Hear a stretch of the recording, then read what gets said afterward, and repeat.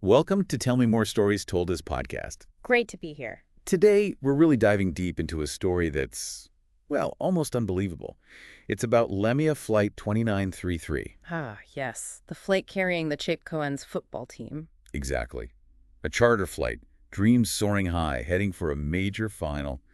But it ended in absolute tragedy near Medellín, Colombia, back in November 2016. A truly heartbreaking event. Our mission today really is to try and understand the whole sequence of events. How did this happen? We'll be looking at official reports, news coverage, trying to piece together the decisions, the oversights. It's not just about what happened, is it? It's the why. Understanding the choices made, the context, the pressures, that's where the real lessons are. Definitely. So let's set the scene. The LaMia Flight 2933. It's an Avro RJ-85 aircraft operated by this airline, LaMia, which was Venezuelan-owned but based out of Bolivia. And on board, 77 people total, 73 passengers, 4 crew members. And the passenger list.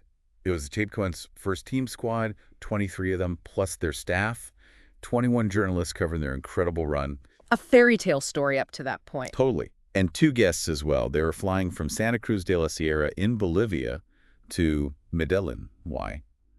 For the away leg of the 2016 Copa Sudamericana finals against Atlético Nacional. Huge game. The biggest game in the club's history, arguably. The culmination of this amazing journey.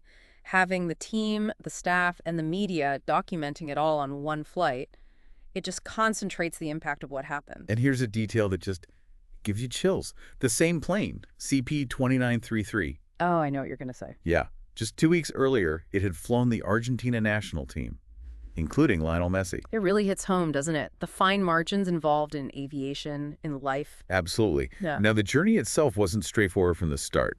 Chapecoense actually wanted LaMia to fly them directly from Sao Paulo in Brazil all the way to Medellín. But that didn't happen. Brazilian aviation authorities stepped in. Right. They denied that request. Something about international air service agreements, basically. LaMia wasn't authorized for that specific route between Brazil and Colombia. So plan B, they had to adjust. Yep. The team flew commercially on Boliviana de Aviation from Sao Paulo to Santa Cruz in Bolivia first. Then they boarded the LaMia Flight 2933. And the initial flight plan from Santa Cruz, the one they were supposed to follow? It included a refueling stop in a place called Cobija near the Bolivian-Brazilian border. Seems sensible, right? Break up the journey, top up the tanks. Crucial, really. Given the distance to Medellín, that stop was a key safety buffer built into the original plan. Things started to go wrong even before they took off from Santa Cruz. They had a late departure, didn't get wheels up until about 6:18 p.m. local time. And that delay had a major consequence. It meant they'd arrived too late for Cobija. The airport there would be closed by the time they got there. So the refueling stop, that safety net, was suddenly gone. And, adding to that delay, there was this almost mundane detail. A player needed to get something from his luggage. A video game, wasn't it? Yeah, a video game. He asked him to retrieve it from the hold. Seems tiny, but in the chain of events. It's another small delay that contributed to missing that Cobija window. It highlights how even minor things can stack up in complex operations. So Cobija is out. The crew makes a fateful decision. Fly direct, Santa Cruz straight to Medellín. A distance of 1,598 nautical miles. Which, for this aircraft, the RJ-85, was right at the edge of its stated range, maybe even slightly beyond depending on conditions. And here's where it gets really concerning. An official at the Santa Cruz airport looked at this new direct flight plane. And flagged it. Seriously flagged it. Reportedly rejected it. Multiple times, according to some accounts. Why? Because the plane's range was just too close to the flight distance. Almost no margin for error, for headwinds, for holding patterns, anything unexpected. It was an incredibly risky proposition from a fuel planning perspective. That initial rejection shows the system trying to work, someone recognizing the danger. But then, somehow, another officer working for ASANA, the Bolivian Air Navigation Authority, signed off on it. They approved the direct flight plan. Which is just astounding. The reasons for that override remain a major point of concern. So they refuel in Santa Cruz. They take off with 9,073 kilograms of fuel. Okay, 9,073 kilograms. Now let's compare that to what international regulations, ICAO standards, would typically require for such a flight. Yeah, the investigators calculated that. To be safe, to have fuel for contingencies, maybe diverting to an alternate airport, holding all that stuff, they should have had around 12,052 kilograms. 12,000. So they took off nearly 3,000 kilograms short of what regulations would mandate for a safe flight with proper reserves. A massive shortfall. And here's the kicker. The RJ-85's maximum fuel capacity was only 9,362 kilograms. So even if they'd filled it to the absolute brim, they still wouldn't have met the standard ICAO requirement for that flight distance with reserves. It fundamentally wasn't the right aircraft for that nonstop leg, without cutting safety margins to basically zero. Precisely. The flight was compromised from the moment it left the ground, operating without the required safety fuel buffer. So the flight continues. Hours pass. Then around 9:16 p.m., they're about 180 nautical miles out from Medellín. A low fuel warning light comes on in the cockpit. The first concrete sign that they're in serious trouble. And at this point, they're actually closer to Bogotá, about 77 nautical miles away. Bogotá's a major airport. Of a perfectly viable diversion airport, they could have turned towards Bogotá right then. But they didn't. The crew didn't divert. They didn't even tell air traffic control, hey, we have a low fuel situation. They just kept going towards Medellín. That decision, or rather the lack of a decision to divert or communicate the urgency at that point, is absolutely critical in this chain of events. Why they didn't act immediately on that warning. It's perplexing and tragic. They start their descent towards Medellín around 9:03 p.m. But then another problem. There's another aircraft heading for Medellín that's declared an emergency, a suspected fuel leak. And standard procedure, quite rightly, is that an aircraft declaring an emergency gets priority to land. So at 9:43 p.m., air traffic control tells LaMia Flight 2933, enter a holding pattern.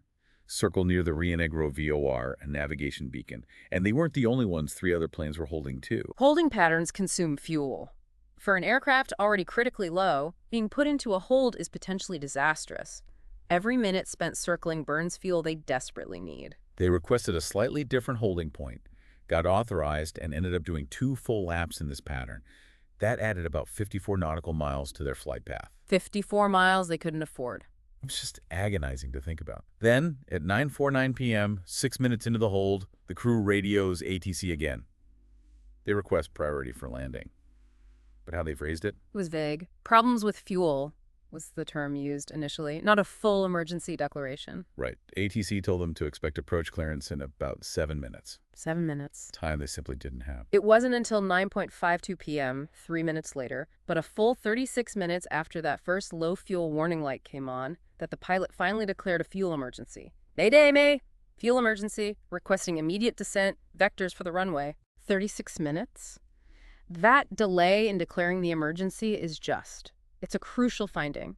If they had declared Mayday when the light came on, or even when they were put into the hold, the whole situation might have been handled differently by ATC. They would have understood the absolute immediate urgency. 1 minute after that Mayday call, at 9:53 p.m., as they're near the end of that second lap in the hold, the inevitable happens. The engines start flaming out. Engines 3 and 4, the ones on the right wing, go first. Silence. Starved of fuel. Then, just 2 minutes later... Engines 1 and 2 on the left wing. Same thing. Total engine failure.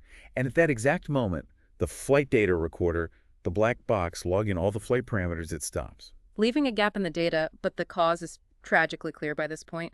Complete fuel exhaustion. No fuel means no engine power. No engine power means no thrust. Limited electrical power. The aircraft becomes essentially a glider, and a heavy one at that. Just before 10:00 p.m., the pilot's final transmissions, reporting electrical failure and then confirming fuel exhaustion. ATC tries to track them, gets a last position near the VOR, but their altitude isn't showing up anymore. Their last reported altitude was 9,000 feet. Which is too low to safely clear the terrain near that VOR beacon. And then silence. At 9:59 p.m. local time, the aircraft hit a mountain ridge. Cerro Gordo, altitude 2,600 meters, about 18 kilometers, just 10 nautical miles short of the runway at Medellín. So close, yet tragically too far. A direct consequence of running out of fuel before they could reach safety. On the ground, it was chaos. Thick fog made everything incredibly difficult for rescuers. Yeah, reports say it took about 2 hours for the first rescue teams to even reach the crash site because of the conditions and terrain. The first survivor found was Alan Russell, one of the Chapecoense players. He reached hospital around 2 a.m. Incredibly, 6 people survived that impact. It's honestly miraculous anyone did. 3 players. Russell, Jackson Fulman, who sadly lost part of his leg, and Nito. A flight attendant, Shamina Suarez, also survived, and 2 other passengers. But tragically, the backup goalkeeper, Danilo, he was found alive initially, but died later from his injuries. So, the final toll. 71 people lost their lives out of the 77 on board. Just an unimaginable loss. The scale of it is immense. The focus immediately turned to the survivors, the recovery efforts, and supporting the families. And, of course, the investigation. Colombia's Aerocivil led it with international help. And the evidence, well, it pointed very quickly in one direction. Fuel exhaustion. It became apparent almost immediately that the planes simply ran out of fuel. The final report came out in April 2018. It laid out the causal factors pretty starkly. First, inappropriate flight planning by LaMia. They didn't plan for enough fuel for contingencies, for an alternate airport, or even the minimum needed just to land. Basic stuff. Absolutely fundamental errors in operational planning. Then, obviously, the fuel exhaustion itself leading to the engine shutdowns. And third, poor decision-making. Both by LaMia employees back in the planning phase and by the flight crew during the flight, continuing when fuel was critically low, not diverting, not declaring that emergency sooner. It paints a picture of a cascade of failures, not just one mistake, but a series of poor judgments and systemic issues within the airline and on the flight deck. Hey folks, just want to jump in here for a second. If you're finding this deep dive into the LaMia story compelling, make sure you hit that subscribe button. Here on Tell Me More, we unpack fascinating events like this regularly, getting into the details you might not hear elsewhere. Don't miss out. Okay, back to the investigation findings. Right, so beyond those primary causes, there were contributing factors noted too. Yeah, like deploying the landing gear earlier than normal during the approach. That increases drag, burns more fuel. A small thing, perhaps, but significant when you have absolutely no fuel margin left. The report also mentioned latent deficiencies in how non-regular charter flights were planned, specifically regarding fuel. And maybe most disturbingly. LaMia's track record. Exactly. It came out they had a history, a pattern of operating flights right on the edge with minimal fuel reserves. Right. Just barely meeting the legal minimums, or maybe not even that sometimes. It was like they normalized the risk. Which suggests a deeply flawed safety culture within the airline, prioritizing cost-cutting or operational convenience over basic safety principles. That normalization of deviance is incredibly dangerous in aviation. And then there's the CVR, the cockpit voice recorder. That is... Oh, it's unsettling. It did record the pilots talking about the fuel situation earlier in the flight, discussing options. What? But it stopped recording. Mysteriously. 1 hour and 40 minutes before the flight data recorder stopped, while they were still flying normally, hundreds of miles away. An hour and 40 minutes. That's highly unusual. The CVR should record the entire flight, especially the critical final phases. Right. It led aviation analysts to speculate.